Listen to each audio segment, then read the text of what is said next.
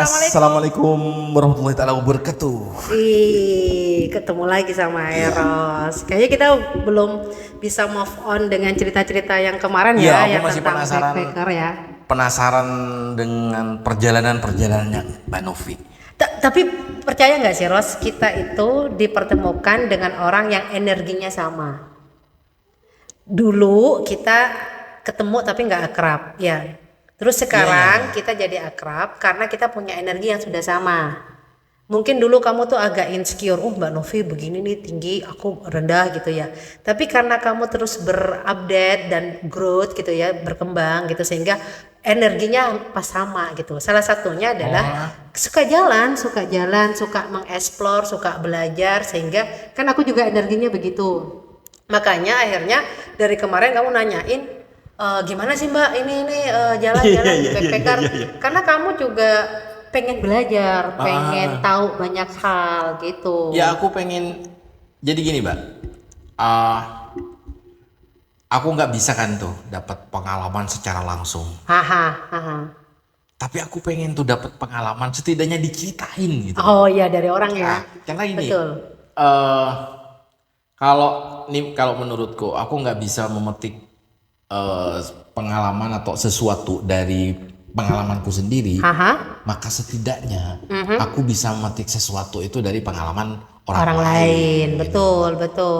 Karena kan kita bahasanya itu pengalaman itu adalah guru yang terbaik, walaupun nggak dari pengalaman kita sendiri ya pengalaman dari orang lain. Gitu. Dan kita akan belajar dari pengalaman-pengalaman itu, Mbak. Saya juga belajar dari pengalamanku sendiri, tapi lebih banyak dari pengalaman-pengalaman orang lain. Yap.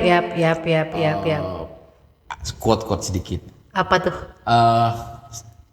Saya dulu itu tidak seperti ini, Mbak. Jadi sikap aku dulu yang susah untuk ngomong, susah untuk akrab dengan orang, Mbak. Komunikasi dengan orang itu susah banget dulu. Makanya aku dulu itu dibilang sombong, dibilang songong. Oke, berteman maksudnya. Iya, dan iya maksudnya aku jangan ketemu sama orang baru. Saya sekelas nih, aku dulu jarang, gak ada yang akrab tuh sama teman sekelas, paling 2 orang. Tapi karena pengalaman itu, jadi aku gini, aku ngelihat orang misal, ini ada satu lingkungan, ada satu orang yang, oh dia kok gitu ya, dia kok gitu. Akhirnya aku gini, oh jadi kalau orang seperti itu tidak disukai, maka aku tidak akan melakukan sesuatu yang dia lakukan. Betul. Mbak Novi ini kan udah bukan cuman di sini. Kalau aku kan kayaknya masih stay di Pamekasan aja, di Madura gitu. Paling jauh paling Banyuwangi. Artinya gini, banyak sesuatu yang Mbak Novi lebih dapat gitu, Mbak, daripada pengalamanku ini. Apalagi kemarin Mbak Novi cerita di India gitu kan, culture di India. Betul. Terus bagaimana orang India makan. Mbak Novi tahu, aku cuman bisa lihat di TikTok tuh, di media koter gitu Mbak. Backpacker kedua Mbak Novi kemarin. Wah itu agak lama itu jaraknya, Ros. Kalau di pertama kali backpacker itu kan 2017. Kemudian mungkin karena sibuk kali ya, dan nggak tahu kenapa itu baru muncul lagi itu 2023 kemarin. Bayangin tuh berapa tahun? 6 tahun. Itu jadi kalau alasan pertama kenapa saya backpacker ke India, karena memang dari dulu kepengen ke India dengan budget yang sedikit, karena waktu itu aku belum punya duit banyak, belum ngurusin umroh, belum ada duit lah, Ros gitu. Itu belum doktor ya Mbak Novi ya? Belum doktor. Itu sudah doktor. Yang ke India. Tapi aku nggak lulus masih. Aku masuk doktor itu 2013. Oh iya. Jadi masih kayak nyari-nyari masih. Lah terus 2023 ini kan udah doktor. Lah 2023 beda lagi triggernya. Kalau dulu pengen ke India dengan budget minim, ya kan? Kalau yang 2023 waktu backpacker ke Eropa itu triggernya karena aku mau mati pikiranku. Jadi waktu itu kan 2022 yang Mbak Novi sakit. Ya, 2022 aku mendapati diriku akhir September 2022 September aku ternyata divonis ada tumor. Terus udah tuh pikirannya kemana-mana kan, aduh mati lah. Terus aku akhirnya berpikir daripada saya memikirkan kematian, lebih baik saya mempersiapkan kematianku.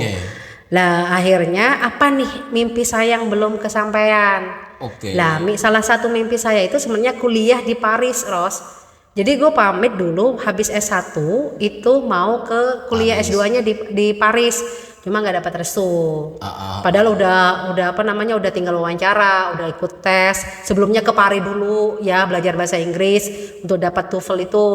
Terus akhirnya aku lamar di LPDP, udah oke tuh, tinggal wawancara. Wah, umiku nangis, enggak.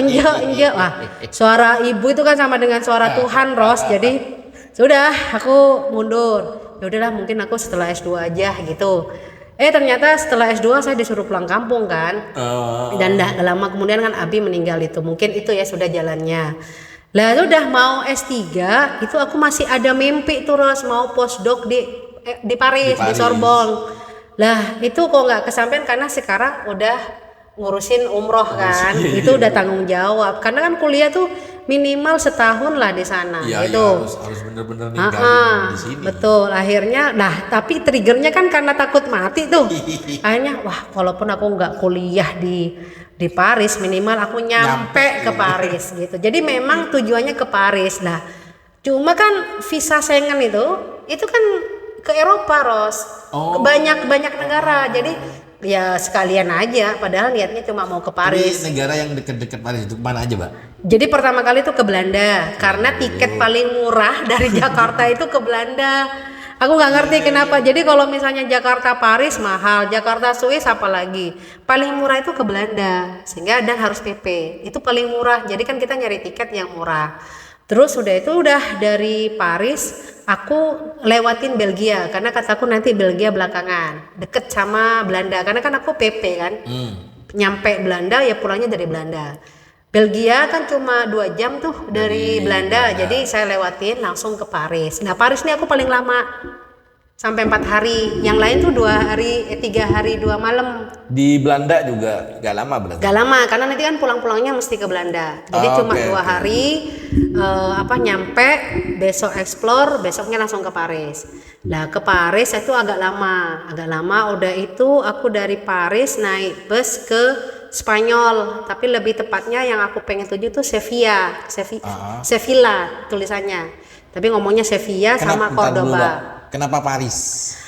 Paris satu karena mimpi, kedua banyak sosiolog di sana. Di Paris banyak sosiolog di Paris, jadi aku pengen tahu lah latar belakang keilmuan orang-orang kenapa kok banyak sosiolog di sana dan banyak penulis di sana. Paris. Ernest Hemingway dari Paris. Paris kan memang terkenal kota romantis. Tapi akhirnya aku tahu kenapa banyak penulis dan banyak ilmuwan ya. Pakar itu di Paris, ternyata mereka tuh punya kebudayaan, Ros. Nongkrong sana itu diskusi. Jadi kalau kita nongkrong ngopi ya, kamu tuh ngomongin apa sih kalau nongkrong? Kalau aku pribadi acak sih. Random ya? Random karena tergantung teman-teman juga, Pak. Tergantung teman nongkrongku. Aku kan banyak teman nongkrong nih. Jadi kalau malam minggu biasanya aku nongkrong sama anak-anak motor. Ya paling ngomongin sekitar motor. Gitu. Kalau siang nongkrong di ini paling sama anak-anak media gitu. LSM. Ini ngomongin negara yang saat ini. Gitu. Oh, itu menarik sih. Ngomongin masalah sastra misal, ya aku ngubungin teman-teman koteka gitu, kalian ngopi di mana gitu. Ya aku samperin karena ngopi. Tapi ngomongin masalah sastra. Ngomongin masalah masalah buku, masalah tulisan atau apa. Itu random sih kalau aku lebih banyak topik. Tapi kan kalau umumnya kita bicara masalah umum kebiasaan nongkrong kan enggak. Lebih ke paling main game, paling ngomongin. Tapi kadang ngomongin kerjaan juga sih. Iya. Waktu aku ke Paris, jadi aku pengen tahu nih kulturnya, kenapa kok Paris bisa melahirkan tokoh-tokoh yang itu. Ternyata kalau setiap malam tuh mereka ngobrolnya itu serius banget, Ros. Bukan kayak kan kalau di sana kan bukan ngopi ya, tapi ngebir gitu. aku tuh dengerin mereka tuh ngomong serius banget dan gak pegang HP. Jadi tuh sampai ngomongin teori itu ya tentang ini. Pokoknya serius, aku tuh dengerin di di bar kayak gitu tuh, aku pengen tahu malam-malam tuh kehidupannya kayak apa gitu. Jadi gak ada, mereka tuh kayak yang foya-foya yang ini. Justru yang foya-foya itu turis-turis. Jadi kan ada tuh di bawah hotelku itu ya tempatnya dugem. Itu orang-orang turis semua. Nah pas aku agak nyari gitu yang di mana tempat, emang sana banyak kafe-kafe, bar-bar gitu. Jadi mereka itu serius ngomongnya, sampai kan saya sendirian tuh ya. Tapi kan bentuk tempat duduknya Paris tuh bukan yang bundar di ngobrol begitu, enggak. Jadi berjejer begini, Ros. Jadi kalau ngomong tuh kayak begini, nggak ada yang hadap-hadapan. Jadi mereka tuh ngomong serius, aku duduk di sampingnya.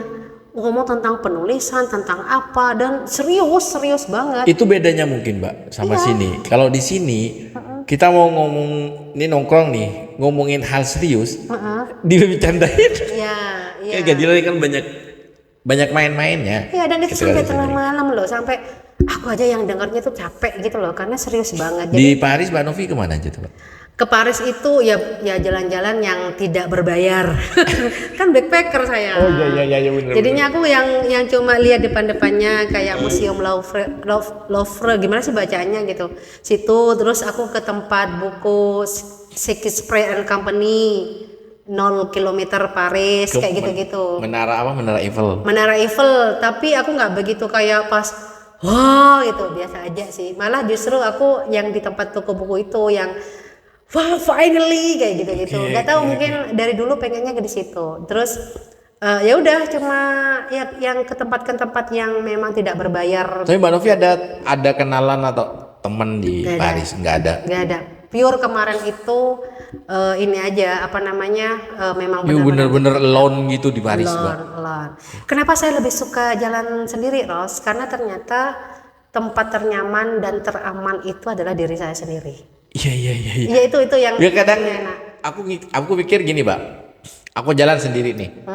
Aku bisa ngambil keputusan aku sendiri. Ini misal aku mau kayaknya aku mau makan ini nih.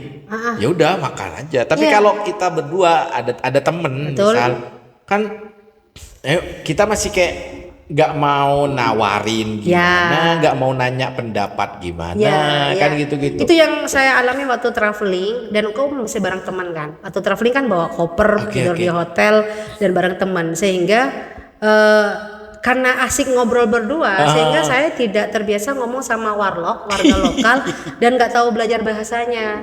Waktu itu ke Thailand kan, jadi kita tuh sibuk ngobrol berdua. Habis dari Paris langsung ke Thailand? Enggak, sebelumnya. Sebelumnya. Sebelum saya ke India. Jadi sebelumnya aku traveling. Traveling. Artinya bawa koper kan. Terus sama teman kita ngobrol berdua bahasa Indonesia kan. Sehingga saya sampai sekarang nggak tahu bahasa Thailand. Kalau waktu di India kan aku bareng bahkan aku pernah tidur di rumahnya warga lokal, sehingga tahu ngomongnya, bahasanya, Aceh itu cantik bagus gitu loh. Jadi kalau kamunya tuh bohot Aceh, kamu tuh cantik banget. Bohot tuh sangat. Sangat. Iya, jadi akhirnya belajar karena aku tinggal di rumahnya warga lokal. Merah bace. Waktu di Eropa berarti enggak ini ya, Pak. Di Eropa pas di Paris nih. Harusnya kan Novi udah pengen dari dulu tuh ke Paris. Enggak belajar bahasa Paris, Pak? Belajar dong. Saya kan belajar bahasa Prancis. Belajar. Ngomong talefu, sofa gitu-gitu. Jadi waktu itu Ros aku pacaran, terus niat mau nikah nih, tapi ternyata nggak jadi. Aku taunya ikhli bedi aja. Ikhli bedi. Itu bahasa bukan ini deh. Prancis. Itu Jerman. Jerman ya. Kalau I love you bahasa Prancis itu Jitem. Apa? Jitem. Jitem. Aku dulu pernah punya temen orang Jerman. Hamburg Jerman ya.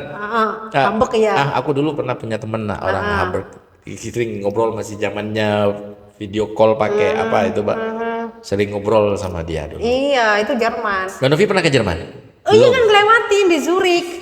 Oh. Jadi dari Swiss, tapi aku nggak ke Jerman, cuma transitnya di Zurich. Oke. Tapi di Zurich ya udah sekitaran di stasiun. Di Paris Mbak Novi berapa hari? 4 hari 3 malam. Ah. Terus aku naik bus ke Spanyol di Portugis, ganti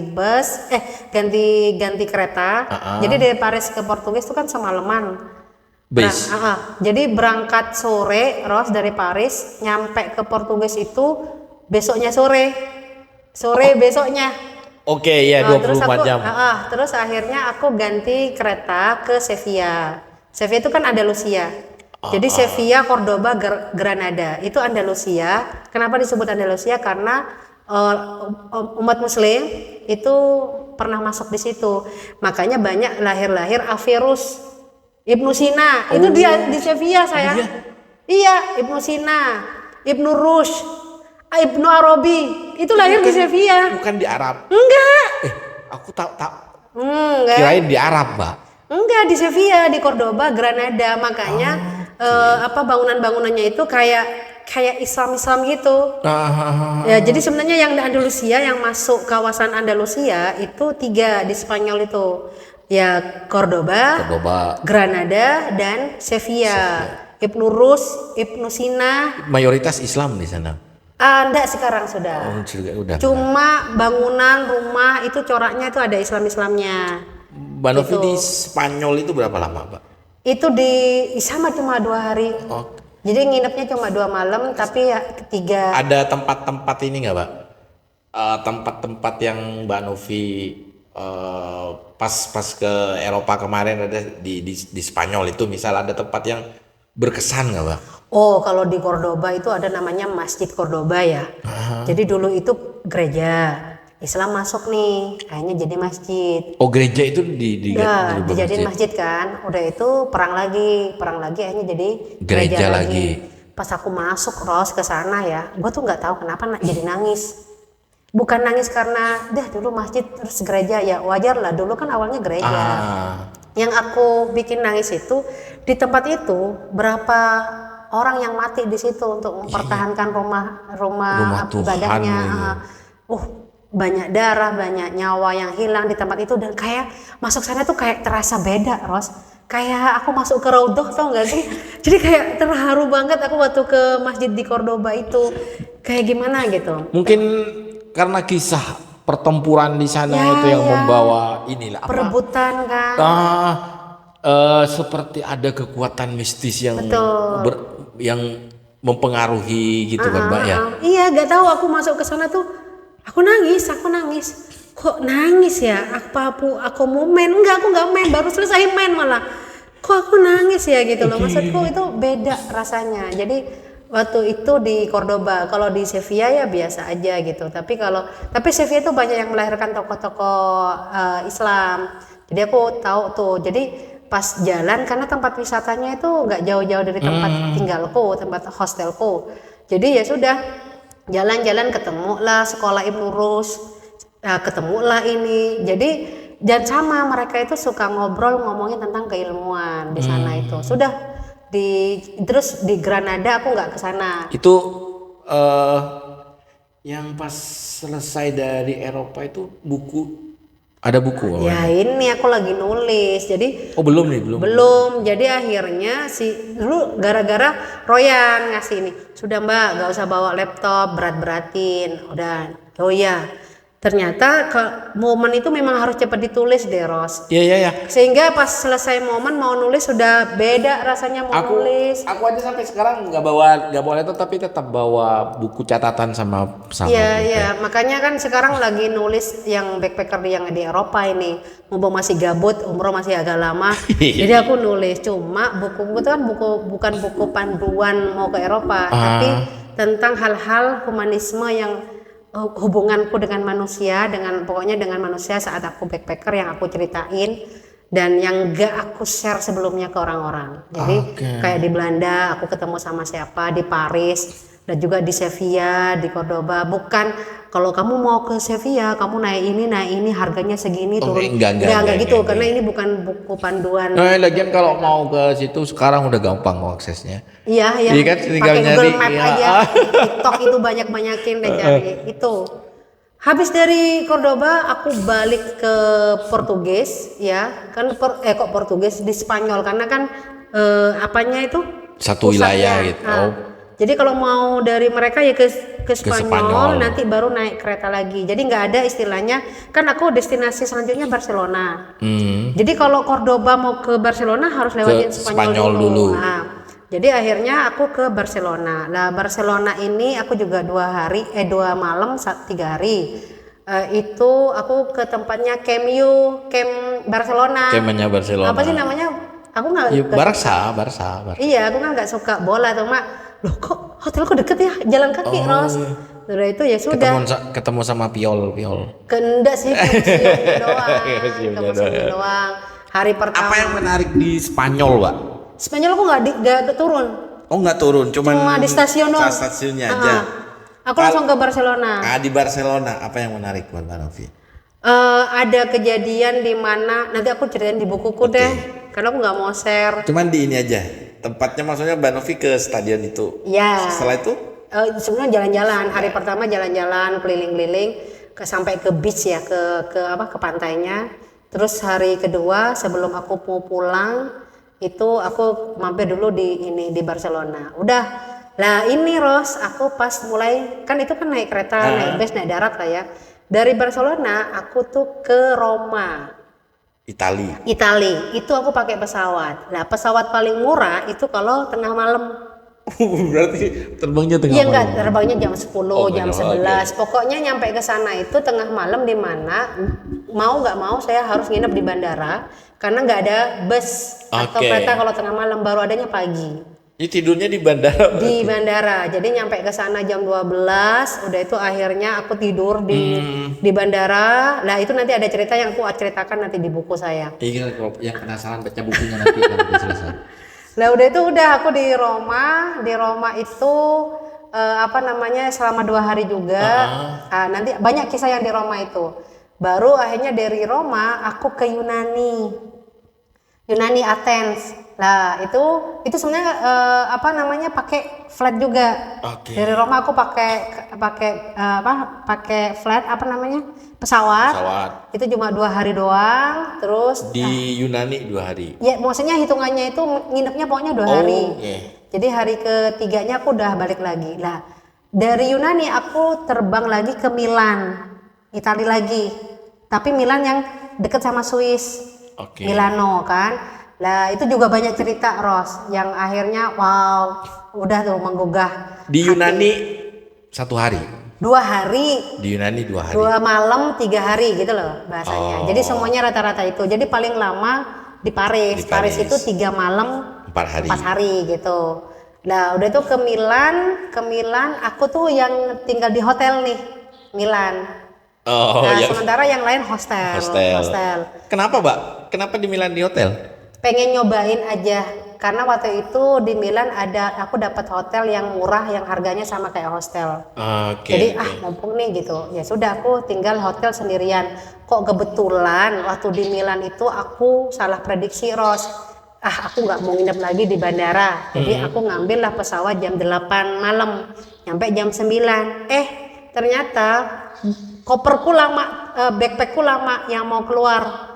Sampai jam 11 sampai jam 12 sehingga lah dari bandara ke sentral Milan sampai stasiun gitu ya, stasiun pusat kota itu ada, tapi setelah itu gak ada. Sehingga tuh naik bus dan dari bus mau ke hotel saya jalan kaki, bayangin itu 30 menit Mbak, setengah jam. Di Milan komunikasinya bahasa Inggris berarti ya Pak? Nah di Spanyol Ros kan Spanyol di Roma Italia itu ternyata kalau di Prancis masih lumayan tuh aku pakai bahasa Inggris dilayani. Di Roma dan di Spanyol kalau aku mau makan pakai bahasa Inggris ordernya tuh pakai bahasa Inggris, mereka tuh nggak ngelayani. Ispiran untuk bayar loh kan gitu Mbak. Kalau orang Italia tuh kalau mau pakai tangan Ros. Merilakto. Gimana mesti begini Ros. Lah itu akhirnya di Milan cuma 2 hari. Itu cuma ke Lake Como aja dan aku bisa istirahat luar biasa. Nyampe di hotel udah jam 1 dan Istirahat baru aku ke Como like pulau kok pulau sih kayak sungai Como gitu. Pokoknya di sana emang terkenal. Itu tempat wisata. Tempat wisata. Baru tak lihat. pokoknya Lake Como itu udah terkenal. Lah terus akhirnya aku di stasiun itu Milan itu udah mesen tiket untuk kereta ke Swiss. Lah di Swiss itu besoknya aku berangkat kan ke Swiss itu ke Zermatt dulu. Zermatt itu mana? Zermatt itu tahu nggak sih kamu coklat Toblerone apa sih? Coklat apa?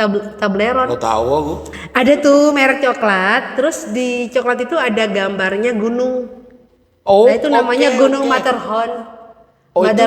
Matterhorn itu adanya di Zermatt. Oh itu di Zermatt. Dan aku hotelku Ros, itu hotel backgroundnya itu Gunung Matterhorn. Gue ternyata nggak tahu Zermatt. Iya itu. Gak pernah denger gitu loh. Zermatt. Jadi cuma sehari. Gue nginap sehari. Itu memang ke Zermatt, yang ke Zermatt itu memang udah dijadwalin atau cuman transit aja, Mbak? Enggak, aku nginap. Memang udah dijadwalin gitu. Diem di Zermatt 1 malam, udah itu besoknya aku ke Interlaken. Gak explore tempat apa gitu. Gak begitu, karena cuma tempatnya dan mahal banget terus. Oh ya? Tahu nggak aku makan tuh sampai nahan-nahan perut ya. Dolar uangnya. Namanya Swiss franc. Beda, bukan euro lagi. Dolar Swiss berarti kan? Iya, euro, pakai euro kan? Euro, jadi Swiss land apa ya namanya itu? Pokoknya dia pakai lain bukan euro. Mbak Novi lebih mahal. Gak ini ya? Gak kepikiran untuk koleksi mata uang? Ada. Gue masih punya. Koleksi. Ada. Jadi di Swiss itu satu yang aku nggak tahu ternyata toko-toko kombini kayak Indomaret, Invalmaret itu tutup sudah pas maghrib jam 6 jam 7 itu udah tutup. Oh harus ada orang Madura harus ke sana tuh. Gak bisa emang aturannya Ros. Gak boleh buka toko 24 jam Mbak. Gak bisa dan harganya mahal-mahal Ros. Jadi sekelas pizza atau spaghetti ya. Waktu aku beli di Milan itu masih harganya 10 euro, 20 euro gitu ya. Itu masih 100-200 ribu. Di Swiss itu 2 kali lipat Ros.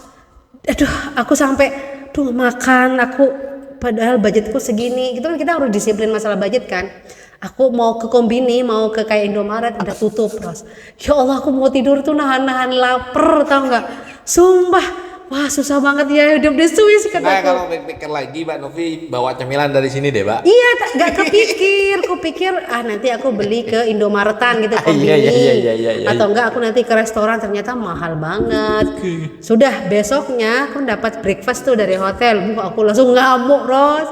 Makan yang banyak. Tapi aku pas sorenya udah pindah ke Interlaken. Gak jauh Ros. Cuma Interlaken itu negara? Sama di Swiss. Jadi Swiss tuh hitungannya desa. Jadi antara desa Pakong ke Demabuh. Oke. Gitu. Cuma gitu. Jadi ke Interlaken itu tempat syutingnya Dilwania Lijangge. Tahu nggak? Tahu. Sama tempat syutingnya Crash Landing on You yang Korea. Tahu aku. Isleworth gitulah. Jadi ya pengen aja ke sana. Karena udah nih Zermatt Matterhorn. Terus kita pindah paling cuma berapa menit terus nggak nyampe 30 menit udah nyampe. Aku nginep di Interlaken. Nah di Interlaken itu aku tidurnya itu mix room. Di sampingku orang Korea, di sampingku ini cowok nih semuanya. Karena cowok Korea, ini cowok India. Aduh yang India ngorok, yang cowok maskeran, yang Korea. Aku di tengah-tengah gitu ya. Karena waktu itu nggak bisa milih kamar, ranjang nggak bisa. Jadi kayak manjada wajada siapa yang cepat dia dapat. Nah ternyata aku masuk kamar yang udah ada isinya. Akhirnya itu nggak ada ceweknya sama sekali. Ada ceweknya.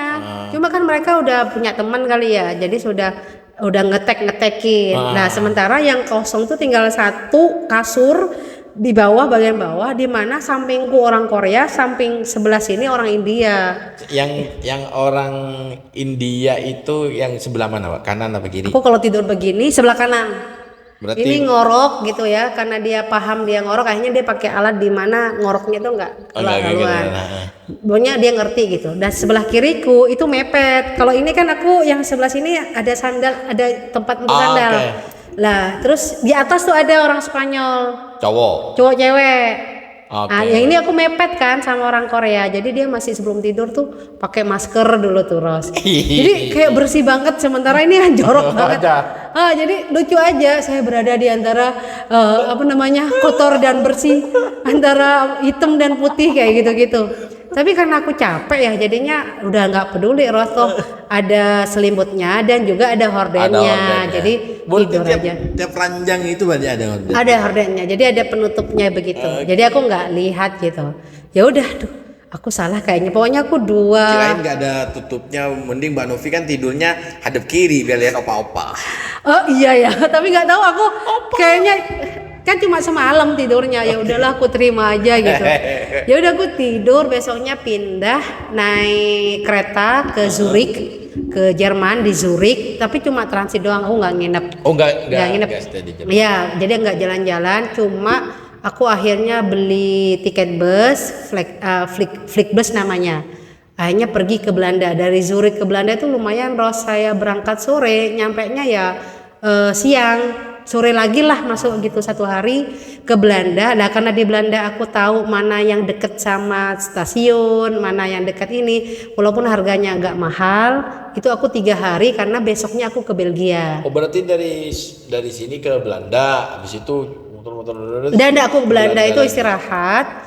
Udah itu besoknya aku ke Belgia. Belgia itu seharian, jadi nggak nginep di Belgia. Balik lagi ke Belanda, karena deket, Ros. Belanda sama Belgia itu cuma 2 jam. Sini ke Blieke. Padahal udah beda negara ya. Iya.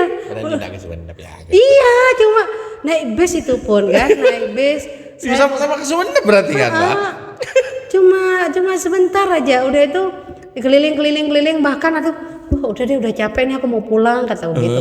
Cuma kan udah mesennya PP tuh tiket busnya, ya sudah aku nungguin sampai malam. Nah, ternyata aku itu di hotel di Belanda itu kan aku minta yang hostel. 1 kamar tuh ada 3 ranjang. Nah, hari pertama ternyata aku sendirian, Ros. Nggak ada orang lain. Nggak ada orang sampai besoknya, sampai aku ke Belgia. Pulang dari Belgia udah ada orang. Oh, tetap di hostel yang sama? Iya, kan aku 3 hari tuh di sini. Jadi nyampe ke Belanda aku masih istirahat, nggak kemana-mana. Besoknya aku ke Belgia, itu masih belum ada orang. Pulang dari Belgia, cowok cewek, tapi mereka nggak kenal. Oke. Duh, kok mix ya gitu loh. Kok nyampur cowok cewek? Aku pikir ini cewek semua gitu loh. Padahal aku mesennya itu family room. Nah, ini kok cowok cewek gitu, sudah kan? Jadi ini cewek, waktu aku datang dari Belgia kan malam tuh, yang cewek tidur gitu kan. Nah, kan yang paling susah kemarin tuh waktu di Eropa itu sholat, terus nggak ada tempat ibadah? Nggak ada lah di hostel itu, dan kita bareng-bareng. Sebenarnya mereka memaklumi, jadi aku harus pamit dulu. Bolehkah aku sholat di sini? Oh iya silakan gitu. Cuma akunya ngerasa nggak enak. Dan tempat hotelnya itu kan sempit kamarnya, sehingga aku sholat itu deket sama kamar mandi sama pintu. Jadi kalau misalnya ada orang jalan, kayak ngeganggu gitu kayak ngalangin. Terus kalau di sini tuh agak susah. Untungnya ada beberapa kamar kayak di Yunani sama yang di Interlaken itu ada terus balkon. Jadi aku bisa sholat di sana. Di balkon. Jadi gak ada orang lewat-lewat.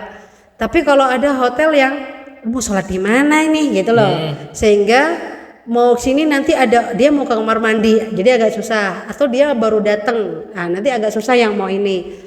Nah, makanya pas aku sekarang sholat, kenapa aku sekarang tepat waktu ya, adzan sholat gitu ya, bukan karena kebawa dari umroh, justru dari Eropa, Ros. Betapa nikmatnya sholat.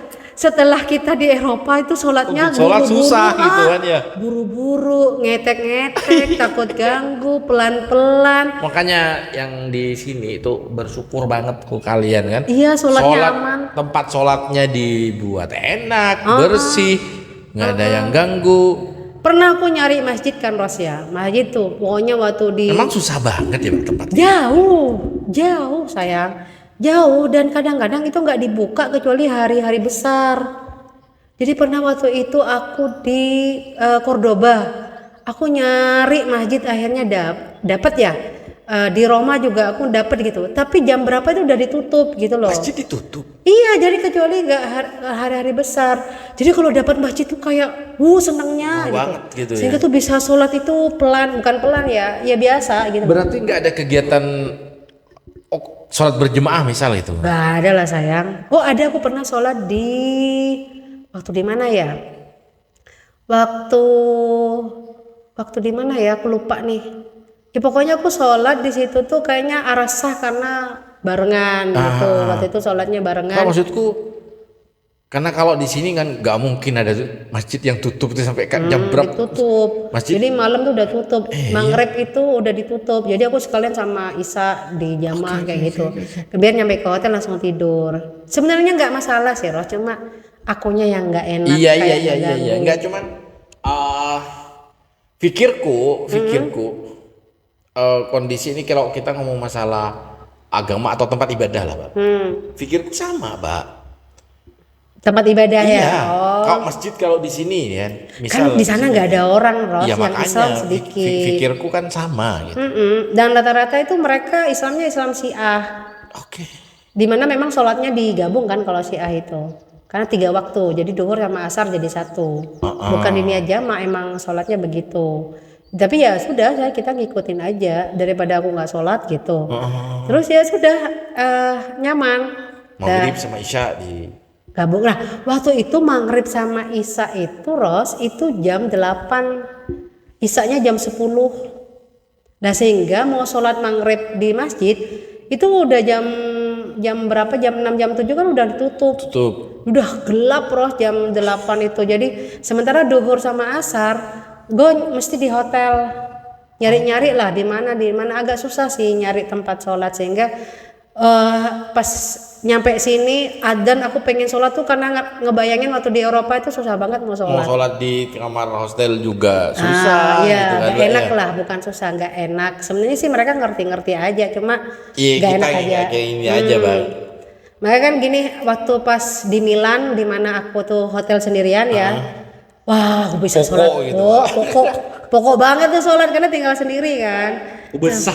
Cuma kan kalau terus-terusan di hotel kan habis duitku. Setelah itu baru pulangnya Belgia, terus besoknya itu aku beli oleh-oleh, kan ada sisa tuh duit. Aku waktu itu bawa 30 juta kan, Ros. Pokoknya aku budget 1 hari 1 juta. Karena kan euro ya, euro itu kan 1 euro aja udah 18.000.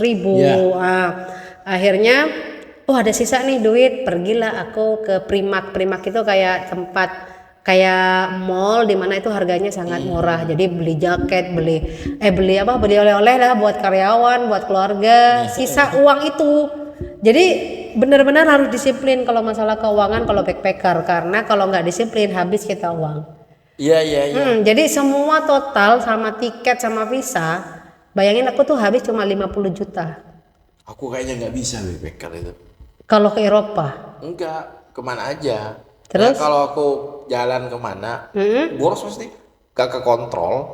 Itu harus disiplin ya. Makanya aku nggak bisa disiplin tentang keuangan itu, nggak bisa. Tapi bisa lah, kan aku bentar lagi kaya, Mbak. Oh iya. harus kaya.